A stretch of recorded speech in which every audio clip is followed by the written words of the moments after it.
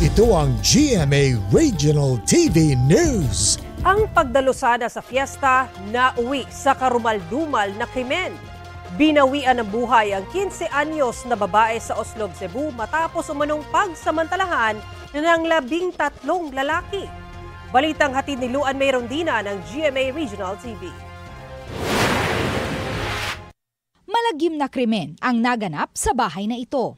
Ayon sa PNP, nilapitan ng mga sospek ang 15 anyos na biktima habang nakaupo siya sa Cuartel Heritage Park sa Oslob, Cebu. Inalok ng alak ang biktima at nang malasing, dinala siya sa liblib na lugar sa kapinagsamantalahan umano ng 13 lalaki. Unya, laeng ko nuglami. Ano siya nga, dili ako mainom kay mauli ko, maskuila pa ko kaugma. Ano siya nga, way uso maskuila na to mga laki ko no. Pila ka bugdo? Balbana niya. Yang una po yang kuan ko no. Primero to kuan tulo niya, human ko ninawag murag 13 gyud. 13 ka po. Ana ko ninawag nga. Dali na mo kay nana sa biktima hon tani. Nana to mga laki. So, mao to pagkatatada na natulog nahapla ko no siya. December 12, sinamahan siya ng kanyang ina para i-report ang krimen sa mga pulis.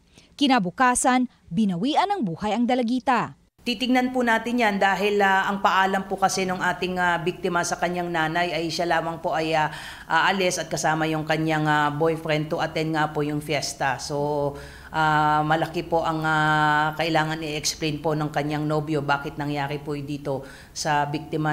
Sa backtracking ng CCTV, lumabas na dayo mula sa Dalaget ang mga sospek. 4 sa kanila ang arestado. Edad 18 anyos hanggang 20 anyos ang mga sospek.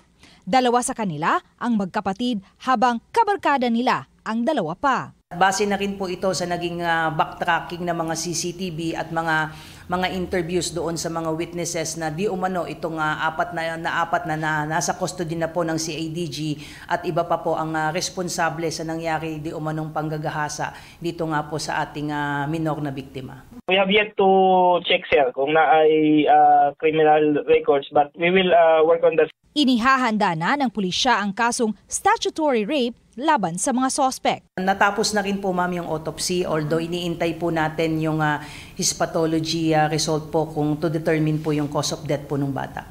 Luan May Rondina ng GMA Regional TV nagbabalita para sa GMA Integrated News.